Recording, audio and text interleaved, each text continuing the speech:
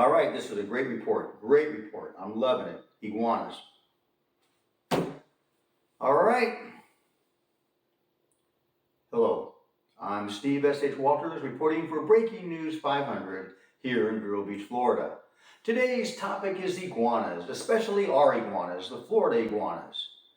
Yeah, have you ever seen an iguana, folks? Man, they are beautiful and they can be very interesting. I've seen a lot of them down in Costa Rica. I haven't seen any yet here in Florida, but they're here. Now, iguanas aren't usually dangerous to humans or pets, but they do have sharp, shredded teeth and they can bite. So be careful around an iguana. Now, they don't usually will bite unless they feel threatened. So the key there is don't threaten them. Just go about your business and they'll go about theirs. Makes sense? Now our main iguanas. We have three main iguanas. First up is our green iguana. Now this green iguana gets to be about 4 feet in size and weighs about 20 pounds. And he is venomous. But don't worry about the venom, folks, because it's not going to kill you and it's not that harmful to humans. It just makes you sick. But who wants to be sick? So be kind of careful around this guy. Now that venom will kill his prey and give him his meals. So good for him. That's what he needs. He's got it. Now also, this guy can be found in South Florida. So he's mostly down in Miami, Key West, Fort Lauderdale, and those areas. So if you're down there and you're on vacation or you're visiting Florida, you may see a green iguana. Now, our next up, this guy's very interesting, folks, is our black spin-tail iguana. Now, he gets to be a little bit bigger. He gets to be about 5 feet in size. And they say 2.5 to 4.5 pounds. I don't know how these experts come up with this. What do they do? Put the guy on a scale? Maybe they do. Maybe they put him on a scale. Well, we'll go with that for now. Now, he's got dark colored bands around his body. And the interesting thing about him is when he's in breeding season, his head changes colors. It's orange. He has an orange head. So if you see a black spin-tail iguana with an orange head, he's in breeding season, folks. Don't disturb this guy because that's a very, very horny iguana. And also, you know, he's got other things on his mind, so he doesn't want to be bothered with you. So just leave him alone. Now, next up is our Mexican spin-tail iguana. And he comes from Central America and Mexico. That's probably why they call him the Mexican. Well, he's got brown and gray body color, and he's got like a yellow belly. And he gets to be pretty good size too. He gets to be about 5 feet in size. And he's very powerful, very fast, and he's aggressive. So just kind of be careful around him. Now we have a clip. You're going to love this clip of an iguana in action. Well, a couple iguanas. And really going to love this clip. Marvin, you've seen the clip. You like it, huh? You like iguanas? He likes iguanas. All right, you're going to love this clip. We're going to touch on that in a second, but you got to see this clip. Are you ready, Marvin? Roll the clip.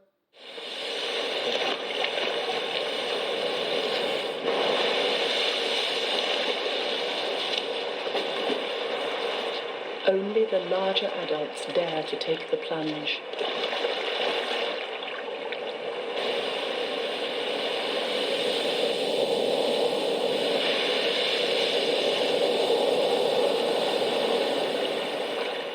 Marine iguanas are strong swimmers. With a single breath, they can comfortably dive to 30 feet.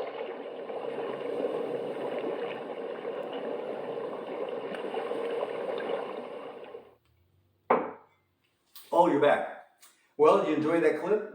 Beautiful clip. You see how well they swim? Oh my God, and their tails? They just swim just like their natural habitat. So if you have a pool here in Florida, don't be surprised if you find an iguana or two in there having a good time. Now, have you ever heard of frozen iguanas? Yes, frozen iguanas. Now, this is not a thing you'll find in the market where you cook them and eat them. No, this is something that happens out here in the city and in urban areas and Everglades, and when the temperature is very cold, sub-freezing temperatures. These iguanas up in trees will freeze. They'll tighten up their body. They'll temporarily paralyze themselves to deal with the cold.